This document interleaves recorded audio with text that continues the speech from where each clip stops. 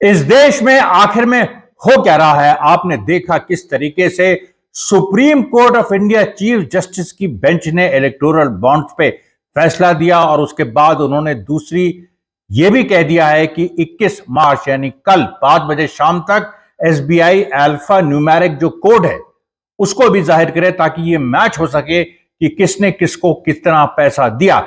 लेकिन जो नजारा हमने 18 मार्च को देखा, जिस तरीके से 3 सीनियर वकील including India solicitor general Tushar Mehta जिस बदतमीजी से उन्होंने सीजीआई से बात की, मैं तो हैरान रह गया। और ये देखिए, इसको लोग समझ नहीं पा रहे हैं। इसको जो आमतौर पे जो मेन स्ट्रीम मीडिया है वो तो खैर क्यों दिखाएगा, लेकिन ऑल्टरनेटिव मीडिया के भी जो लोग हैं या जो यूट्यूब चैनल्स हैं, जैसे अपने अजूत अंजुम जी हैं, रवीश हैं, या मान लीजिए और सत्यहिंदी.com है, ये भी देखिए जो मर्म नहीं पकड़ पा रहा है। आप ये देखिए कि उन तीनों वकीलों ने किस तरीके से संविधान का उल्लंघन किया। सबसे पहले हम तुषार मेहता की बात करते हैं जो कि सॉलिसिटर जनरल है। उन्होंने भरे कोर्ट में यह कहा कि ये जो जजमेंट है आपको नहीं पता, your lordships are living in an ivory tower, ये वो बोले।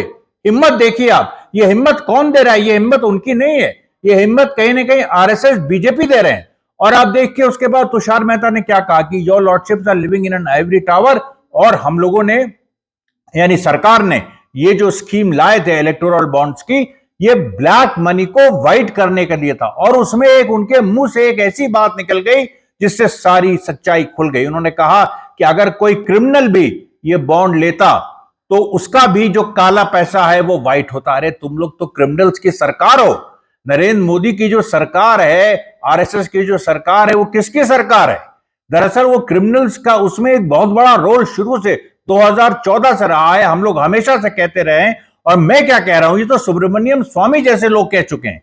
तो जब ये पूरी स्थिति है, ये सूरत हाल है, उसमें साफ कह दिया तुषार मेहता ने कि क्रिमिनल्स को ब्लैक मनी को व्हाइट करने का पूरा मौका हमने दिया। सोचिए, परे कोर्ट में ये कह रहा, इस पॉइंट को कोई नहीं पकड़ पाया। इस पॉइंट को पकड़ के आप हमला करिए ना, इससे देखिए पूरी जो सच्चाई है आरएसएस बीजेपी की वो खुल जाती है जनता के सामने, वो पहुंचनी चाहिए।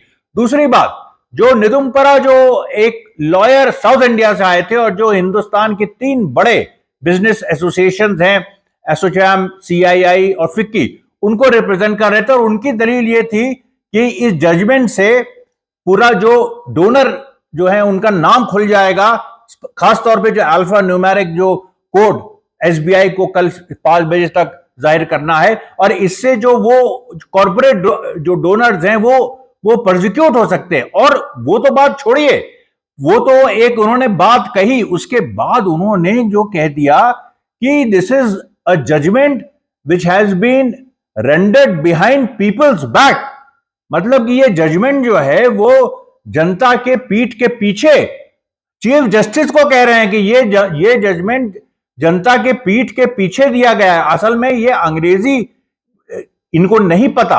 निदुम्परा जो है ये गलत बोल गए। इनका ये कहना था कि this judgement stabs the people in the back, कि Narendra Modi brought this act, this 2018 act, electoral bond act, to transform black money to white money, which was beneficial to the people, and this judgment has stabbed the people in the back। ये वो chief justice के सामने कह रहे हैं। और ये उनको कहने में जरा भी, अच्छा वो उनको टोका जा रहा है, लेकिन वो बोलते चले जा रहे हैं। और ये भी उन्होंने कह दिया, it is not a representative judgment. Representative judgment क्या होता है? कौन तय करेगा कि क्या है ये रिप्रेजेंटेटिव जजमेंट? ये तो सुप्रीम कोर्ट ही तय करेगा ना। हाउ कैन यू से? निदुम्परा के ऊपर 2019 में कंटेम्प्ट ऑफ कोर्ट लग चुका है, और दोबारा उनको एक जो पूरी बेंच बैठी थी सुप्रीम कोर्ट की, जिसको chief justice of India Chandrachud lead कर रहे थे, और बाकी जजेस ने साफ साफ उनसे कहा कि तुम क्या दोबारा कंटेम्प्ट ऑफ कोर्ट चाहते हो? लेकिन आप ये देखिए कि हिम्मत देखिए आप, हिम्मत, मैं कह रहा हूं कि इस तरीके से। अच्छा, इसके पहले जो अगरवाला हैं, जो सुप्रीम कोर्ट बार एसोसिएशन के चीफ हैं, बिल्कुल संघी, पूरी तरह से in and out, all India bar association के भी वो चीफ हैं।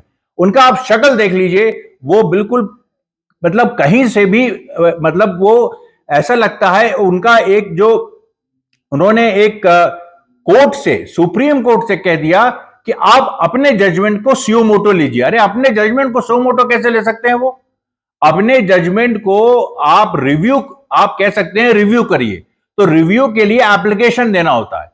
चंद्रचूड़ कहते रह गए कि रिव्यू के लिए एप्लीकेशन तो दीजिए, आपने एप्लीकेशन दिया नहीं, आप कह रहे हैं सुओ मोटो ले लें। सुओ मोटो कैसे ले सकता है कोई अपने जजमेंट को? ये क्या बेवकूफी की बात है? कॉन्स्टिट्यूशन में केवल एक बात है, एक प्रावधान है कि आप रिव्यू सीख कर सकते हैं, और रिव्यू सीख करने के लिए एप्लीकेशन और ड्यू प्रोसेस है। इसी ड्यू प्रोसेस की बात चंद्रचूड़ कह रहे थे बार बार, लेकिन आप देखिए बार बार उनको हैरेस करना। तुषार मेहता का यह कहना कि आप नहीं जानते बाहर क्या हो रहा है। तुषार मेहता जिन्होंने कहा कि अपराधियों का जो पैसा है वो ब्लैक से व्हाइट इस प्रक्रिया के थ्रू हो रहा था, कितनी महान बात है वो कह रहे हैं। उन्होंने और आगे कहा चीफ जस्टिस ऑफ इंडिया से कि आप नहीं जानते कि बाहर क्या हो रहा है, इस जजमेंट को सोशल मीडिया में लोग कैसे ले रहे हैं। इनका मतलब यह था कि अरे तुषार मेहता, तुम हिंदुस्तान के सॉलिसिटर जनरल हो कि तुम नरेंद्र मोदी के एक मतलब स्पोक्स पर्सन हो? क्या हो तुम? ये बात साफ करो ना।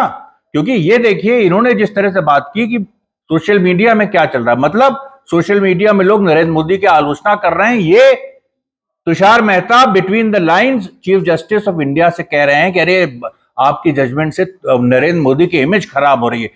चंद्रचूड़ को, जो कि चीफ जस्टिस ऑफ इंडिया के जो इंडिया के चीफ जस्टिस हैं, उनको नरेंद्र मोदी की इमेज से क्या मतलब है? यहां पर एग्जीक्यूटिव, जुडिशरी, लेजिस्लेचर तीनों संविधान में अलग हैं। इनके चीफ अलग हैं, इनके हर तरीके की जो इनके कार्य क्षेत्र हैं वो अलग है।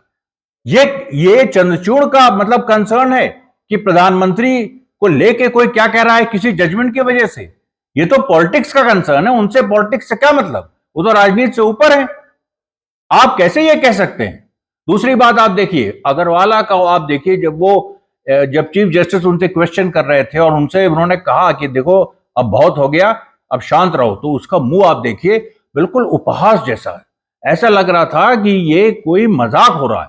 और उसके बाद आप देखिए, उसके पहले आप देखिए कि इसी अग्रवाला ने प्रेसिडेंट ऑफ इंडिया को लिख दिया। अरे प्रेसिडेंट ऑफ इंडिया उसमें क्या करेंगी? प्रेसिडेंट ऑफ इंडिया को लिख दिया कि ये जजमेंट जो है ये इंटरेस्ट में नहीं है, ये लोगों के इंटरेस्ट में नहीं है, कॉर्पोरेट फोर्सेस के इंटरेस्ट में नहीं है। अरे तो खुल के दलाली हो रही है यहां।